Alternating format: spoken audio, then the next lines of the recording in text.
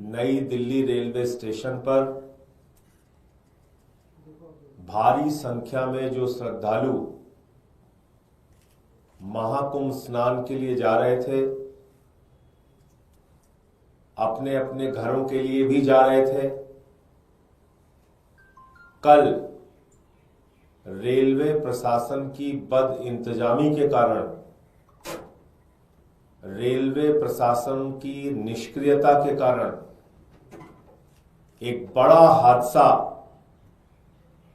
नई Delhi railway platform पे हुआ और जिसमें कितने लोग मारे गए उसका कोई सही आंकड़ा अभी तक सामने नहीं आया है। कोई कह रहा है 15, कोई कह रहा है 18। जो चश्मदीद है, जो वहां मौजूद थे घटना के वक्त, उनमें से कई लोगों का कहना है कि यह संख्या बहुत ज्यादा है। लेकिन हर बार हमने देखा कि जब भी सरकार की निष्क्रियता के कारण,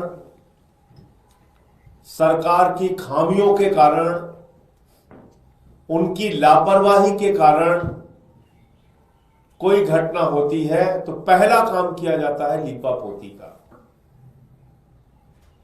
जिन लोगों की जान चली गई उनके प्रति कोई संवेदना नहीं है।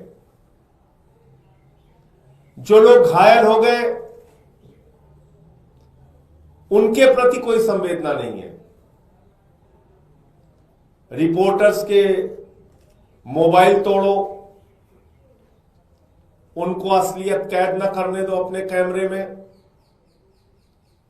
सरकार की तरफ से पहले मना करो कि कुछ हुआ ही नहीं है, अफवाह है, झूठ है, गलत है जो कुछ भी चलाया जा रहा है। फिर मजबूरी में जब मरने वालों की लाशें सामने आ जाती हैं तो मना किया नहीं जा सकता, मजबूरी में स्वीकार किया जाता है, फिर उस पर लीपापोती शुरू की जाती है। सबसे बड़ा सवाल है कि ये कब तक चलेगा इस देश के अंदर।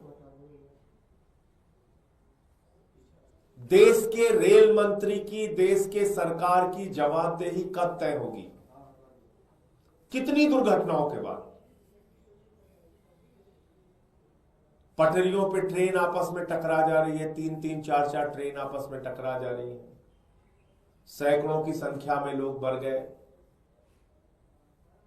उसको दबा दिया गया, भुला दिया गया।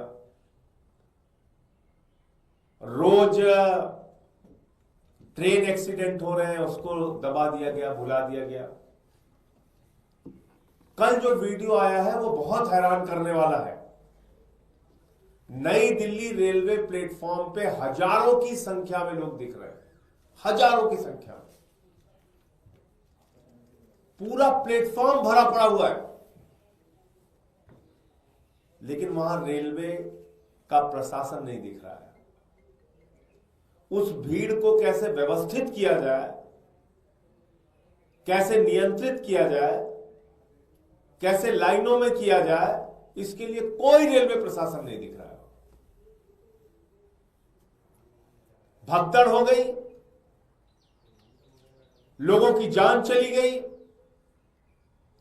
रेल मंत्री जी इनकार कर रहे हैं पूरी घटना से, कुछ नहीं हुआ।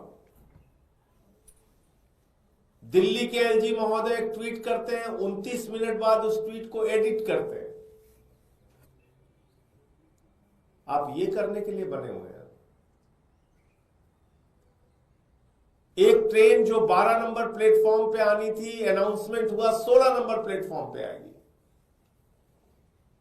और बताते हैं कि उसके कारण भी भगदड़ हुआ। असली वजह क्या है वो और डिटेल में, जब ऐसे ही घटना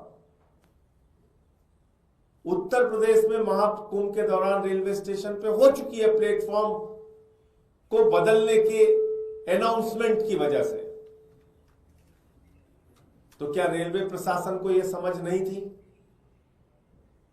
कि अगर इतनी संख्या में लोग इकट्ठा हैं और अचानक आप ट्रेन के बदलने का अनाउंसमेंट करेंगे तो उससे भगदड़ की स्थिति पैदा होगी, और जो कि हुआ। और इतनी बड़ी घटना के बाद उसको इनकार करने पे सब लगे हुए हैं। तो इसलिए कई बार ऐसा लगता है कि क्या मरना हम लोगों की नियति बन गई है। कभी नोटबंदी के बाद लाइनों में खड़े होके मरना है, कभी कोरोना की महामारी में मरना है, कभी महाकुंभ में मरना है,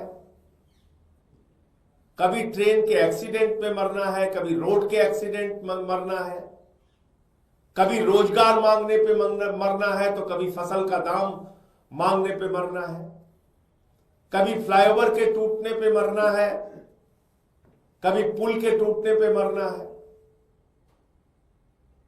ऐसा लगता है मरना हमारी नियति बन गई है और कोई फर्क नहीं पड़ता सरकार को। संवेदनहीनता की पराकाष्ठा है, कोई फर्क नहीं पड़ता सरकार को।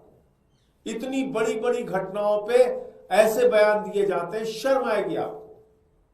महाकुंभ में इतने लोग मर गए, कहा जाता है साहब वो तो मोक्ष को प्राप्ति हो गए। तो मोक्ष की प्राप्ति उन लोगों को दीजिए जो उस बद इंतजामी के लिए जिम्मेदार है, उनको भी बोलिए आप मोक्ष प्राप्त कीजिए। ये आपके घाव पे नमक छिड़कने की प्रवृत्ति सरकार की कब तक चलती रहेगी? ये बड़ी बड़ी घटनाओं पे लीपापोती करके अपने गुनाहों को दबाने की कोशिश कब तक चलती रहेगी? जहां पे लाशें रखी गई हैं वहां पुलिस के जवान खड़े करके मरे हुए लोगों की सुरक्षा करके क्या दिखाना चाहते हैं? संख्या को छिपा के आप क्या बताना चाहते हैं? कि आपको अपनी गलतियों से सीखना नहीं है, आपको घाव पे नमक छिड़कना है। इसलिए मैं आम आदमी पार्टी की ओर से, अपनी ओर से,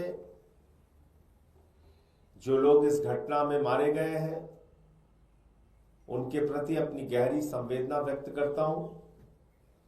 ईश्वर से प्रार्थना करता हूं कि उनके परिवारजनों को यह अपार कष्ट सहन करने की प्रभु शक्ति दे, उनकी पुण्य आत्मा को अपने चरणों में स्थान दे।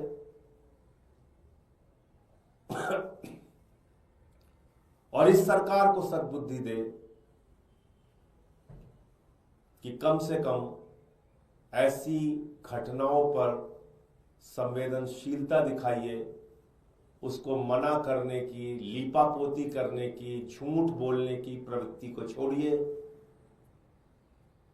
और कुछ भी बोलने पर धर्म विरोधी बता देना, देश विरोधी बता देना, विपक्ष को गालियां देना, सोशल मीडिया पे कैंपेन चलाना, ये सब घटिया काम बंद कीजिए। इससे कुछ फायदा नहीं होने वाला है, ना आपका ना देश का। गालियां आप दे सकते हैं, कोई दिक्कत नहीं। हम लोग कुछ भी बोले, आप धर्म विरोधी बता दो, कुछ भी बता दो, करो आपकी मंशा यही है।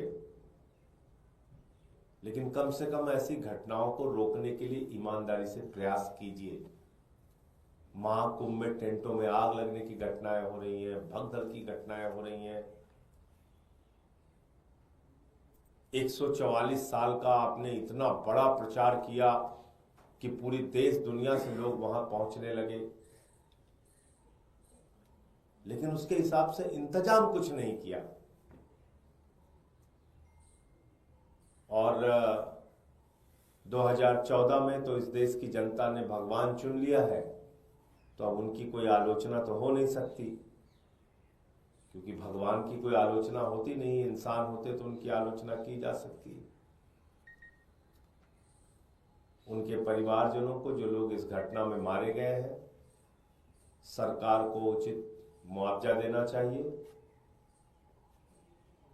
देश के रेल मंत्री की जवाबदेही कब तय होगी ये बताना चाहिए, और कितनी घटनाओं का हम इंतजार करें, और कितनी मौतों का इंतजार करें, और कितने ट्रेन एक्सीडेंट्स का इंतजार करें, कब आखिर रेल मंत्री की जवाबदेही तय होगी। मुझे इतनी बात कहनी थी। आपको कोई प्रश्न पूछना हो तो पूछ सकते। आपकी जवाबदेही के नाम पे क्या मांग करें। कई विपक्षी पार्टियां कह रही हैं कि अब रेल मंत्री को इस्तीफा देना चाहिए, लगातार ऐसी घटनाएं हो रही हैं।